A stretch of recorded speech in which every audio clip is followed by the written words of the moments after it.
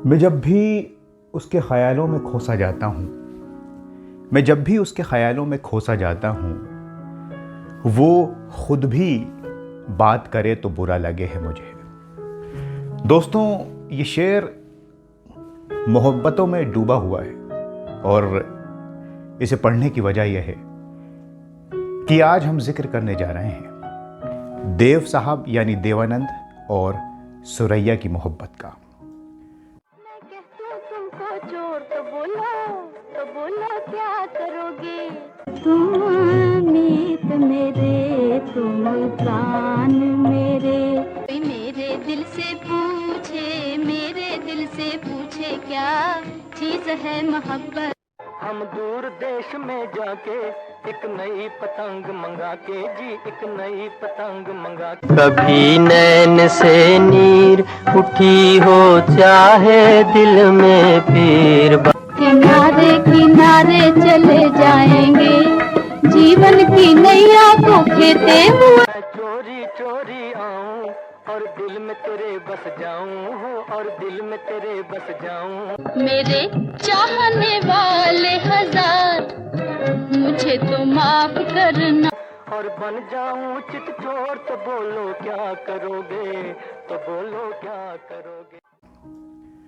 आखिर क्या वजह रही कि ये दोनों मिल न सके, इनकी शादी ना हो सकी और इनकी मोहब्बत नाकाम रही?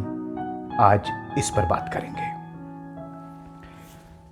देव साहब और सुरैया जी कितने बड़े आर्टिस्ट रहे, एक्टर रहे, ये हम जानते हैं। सुरैया जी तो पहले ही मशहूर थी जब देव साहब फिल्म इंडस्ट्री में आए, और उसके बाद फिर देव साहब ने अपना मकाम बनाया।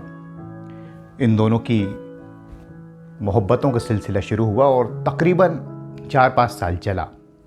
उसके बाद रास्ते अलग हो गए।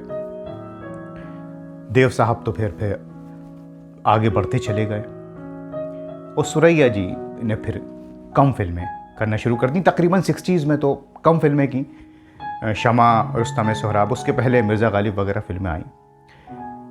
साहब, मोहब्बतें कैसे शुरू हुई इनकी? देव साहब तो पहली ही नज़र से सुरैया जी को अपना दिल दे बैठे थे। देवानंद को सुरैया कुछ इस तरह याद करते हुए 1 हफ्ते का शूटिंग भी शुरू हो गया, मगर हीरो का अभी कोई फैसला नहीं हुआ था। खैर, मैं काम करती गई। शूटिंग करते हुए मेरी निगाह एक कोने की तरफ उठ जाती थी। एक नौजवान का बुत कुर्सी पर बैठा हुआ पथराई हुई नजरों से मुझे घूरता हुआ, जैसे उसकी पथराई हुई नजरें मेरे रोम रोम को छूने की कोशिश कर रही थीं।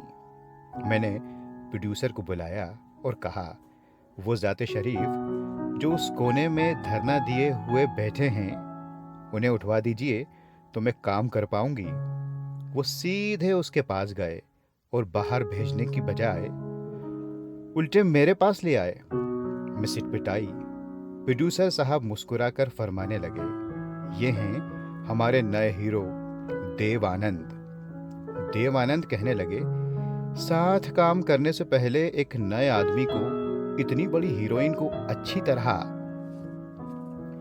देख लेना चाहिए। गुस्ताखी माफ। लेकिन जब विद्या फिल्म की शूटिंग चल रही थी तो एक गाने में सुरैया जी नदी में गिर गई और देव साहब ने उनको बचाया।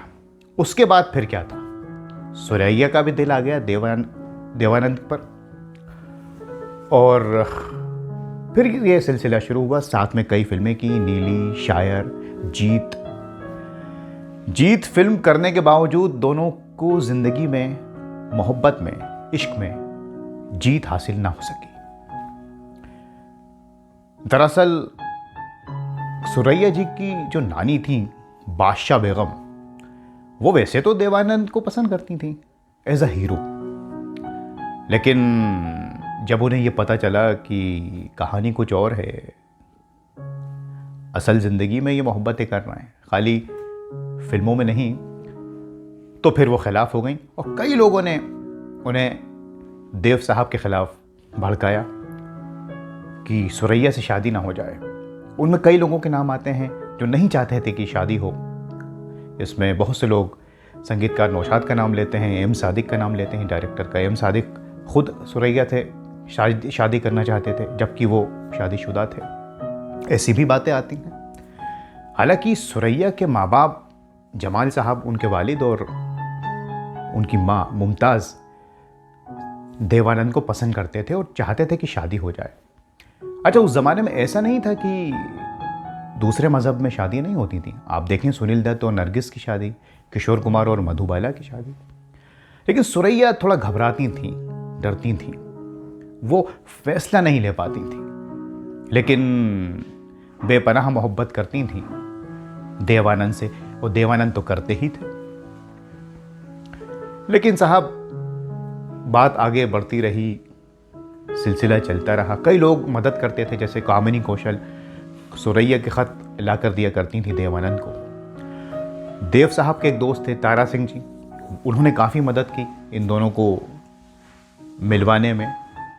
एक बार तो यह तय हुआ कि शादी कर ली जाए, और शादी कैसे की जाए। फिल्म के सेट पर, फिल्म का सेट शादी का था, तो उसमें हकीकत में शादी कर ली जाए। ऐसा हो भी जाता, तकरीबन होने जा रहा था। सुरैया ने हिम्मत दिखा दी, लेकिन आखिरी वक्त पर किसी ने नानी को बता दिया, बादशाह बेगम को। बस फिर क्या था, वो सेट पर पहुंच गई और हंगामा खड़ा कर दिया। शादी तो दूर, शूटिंग भी रुक गई। उसके बाद सख्तियां बहुत बढ़ गईं। फिल्म में कभी ऐसा सीन होता कि हाथ पकड़ने का सीन है या साथ साथ का कोई सीन है, तो बादशाह बेगम वहीं बैठी रहती। वो देव और सुरैया के लिए रास्ता मुश्किल होता चला गया। असल जिंदगी में तो क्या, फिल्मों में काम करना भी दुश्वार हो गया। देव साहब ने जब अंगूठी दी सुरैया को, तो वो भी नानी ने भिजवा दी। इतनी खिलाफत हो गई थी देवानंद की। सुरैया हिम्मत नहीं कर पा रही थी। उधर चेतन आनंद, देवानंद के जो भाई थे, उन्होंने देवानंद से कहा कि अब तुम अपने करियर पर ध्यान दो, नहीं तो जो करने आए हो बॉम्बे वो नहीं कर पाओगे। फिर देव साहब ने अपने करियर पर ध्यान देना शुरू किया और बाद में कल्पना कार्तिक से शादी की। और उसके बाद तो हम जानते हैं कि कैसी कैसी उनकी फिल्में आई। पेइंग गेस्ट हो, तेरे घर के सामने, मधुबाला के साथ काला पानी, गाइड, फिर वो एक हिस्ट्री है। और सुरैया ने अपने आप को समेट लिया, तन्हा हो गई, लेकिन दिल ही दिल में देवानंद से मोहब्बत करती रही बेशुमार।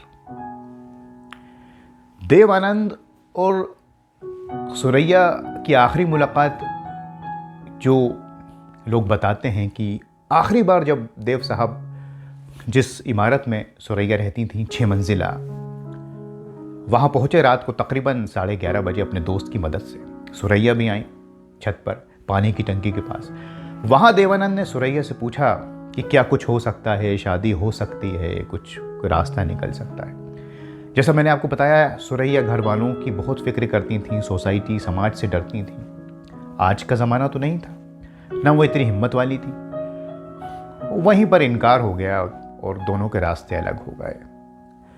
अमूमन ये आखिरी मुलाकात मानी जाती है। हालांकि इसके बाद जब बाद में भी ये मिले, जब एज हो गई बाद में किसी न किसी प्रोग्राम में, लेकिन मोहब्बतों का सिलसिला यहाँ थमा। हालांकि मोहब्बतों का सिलसिला थम नहीं सकता, वो ताउम्र रहता है, ज़िंदगी के बाद भी रहता है, इसलिए हम उनका जिक्र कर रहे हैं। 1996 में जब सुरैया को फिल्म फेयर अवार्ड दिया गया, तो देव साहब वहाँ नहीं गए कि मैं कैसे सामना करूँगा सुरैया का। और 2004 में जब सुरैया ने इस दुनिया को अलविदा कहा, तो मीडिया वालों ने ढूंढा कि देव साहब से कुछ पूछें, तो वो छुप गए। वो बात नहीं करना चाहते थे सुरैया के बारे में। देव साहब ने शादी की, अपनी ज़िंदगी में मसरूफ़ हो गए, फिल्मों में आगे बढ़े। सुरैया ने शादी नहीं की, तन्हा हो गई। लेकिन इन दोनों की जो मोहब्बत थी दोस्तों, वो कभी भी कम नहीं हुई। और आज भी जब ये चर्चा होता है, याद किया जाता है लव स्टोरीज़ को, चाहे वो मधुबाला दिलीप कुमार की हो, चाहे देवानंद और सुरैया की हो, किसी की भी हो, तो इन दोनों के बिना वो मोहब्बतों का जो सिलसिला रहता है, अधूरा रहता है। बहरहाल देवानंद और सुरैया आज दोनों ही इस दुनिया में नहीं है, उनका काम है और उनकी मोहब्बतों की ये दास्तान जो है हमारे साथ है, जो अधूरी रही। लेकिन लैला मजनू भी नहीं मिले, हीर रांझा भी नहीं मिले, इसी तरह देव और सुरैया भी नहीं मिले, जो एक दूसरे को प्यार से स्टीव और नोजी कहा करते थे। लेकिन ये दोनों जहां भी हैं खुश रहें और इनकी रूह को मालिक सुकून दे, यही हम दुआ करते हैं और ऐसे महान देव साहब और सुरैया जी को सलाम करते हैं और उनकी मोहब्बतों की इज्जत करते हैं। आज बस इतना ही। आप भी अपना बहुत ख्याल रखें और आपके पास अगर कोई ऐसी मोहब्बतों की दास्तान हो तो उसे हमसे शेयर कीजिए ना, कमेंट हमें कीजिए और चैनल को सब्सक्राइब कीजिए, मोहब्बतें हमें भी दीजिए ताकि ऐसे और खूबसूरत और दिलचस्प किस्से आपके लिए हम लेकर आते रहें। आज बस इतना ही। अपना बहुत ख्याल रखें। नमस्कार, खुदा हाफिज़।